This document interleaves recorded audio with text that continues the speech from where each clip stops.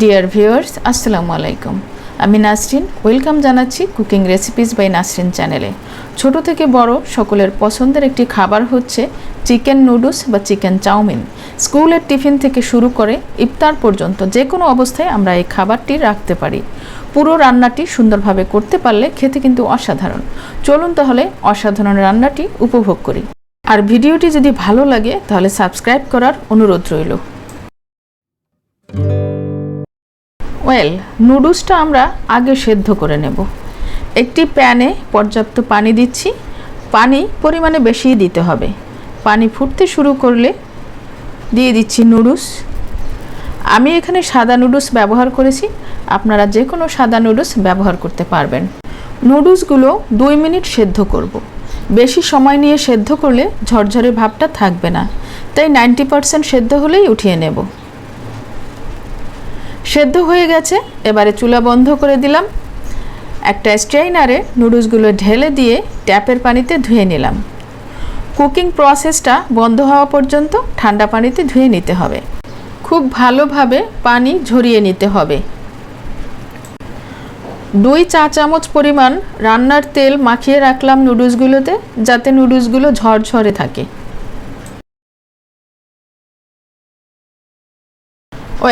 এবারে chicken process করে নিচ্ছি। চিকেনের ব্রেস্ট পিস নিয়েছি এবং এভাবে ছোট ছোট টুকরো করে কেটে নিয়েছি। 1 প্যাকেট নুডলস রান্না করার জন্য একটা ব্রেস্ট পিস নিয়েছি এবং মাংসের পরিমাণ 250 গ্রামের মতো হবে। এবারে কিছু মশলা মাখিয়ে চিকেনটা ম্যারিনেট করে নিতে হবে। দিয়ে দিচ্ছি 1 চা চামচ আদা বাটা ও 1 চা চামচ রসুন বাটা।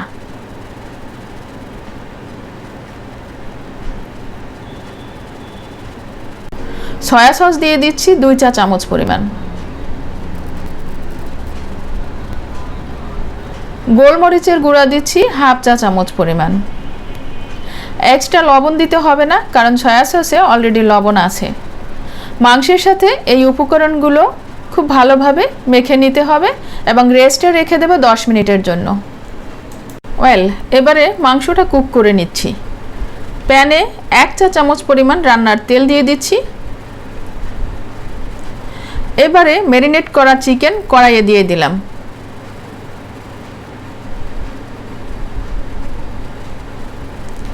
আর মাংসের বাটি ধুয়ে সামান্য পরিমাণ পানি দিয়ে দিলাম। এবারে ঢাকনা দিয়ে রান্না করব 3-4 মিনিট।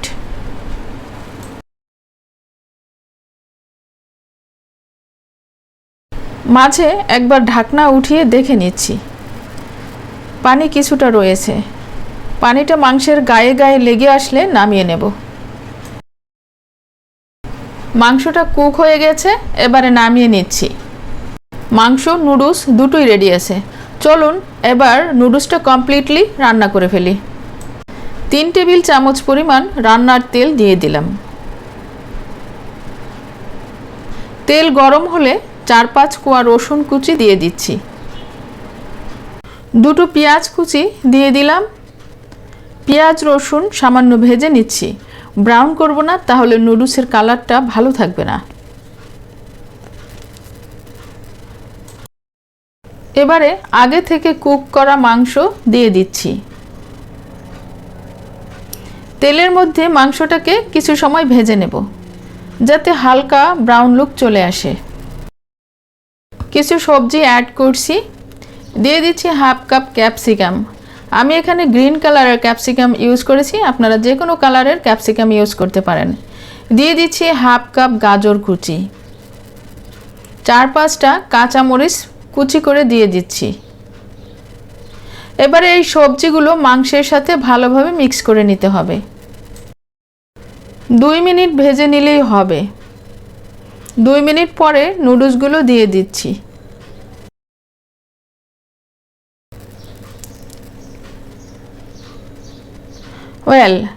এবারে কিছু মশলা অ্যাড করছি। দিয়ে দিচ্ছি লবণ স্বাদ মতো, 1/4 চা চামচ টমেটো পাউডার এবং 1/2 চা চামচ গোলমরিচের গুঁড়া।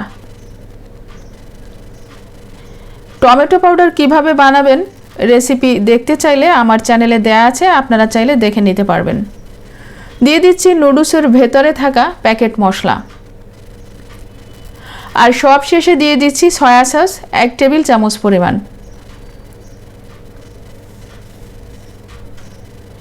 এবারে নুডলসের সাথে এগুলো খুব ভালোভাবে মিক্স করে নিতে হবে।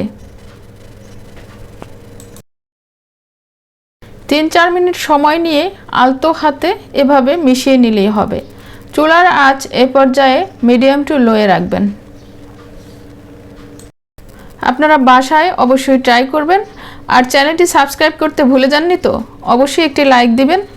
আপনাদের একটি লাইক আমাকে ভিডিও তৈরিতে অনেক বেশি ইন্সপায়ার করে। ভালো খাবার খান, সুস্থ থাকুন। It good food, feel good.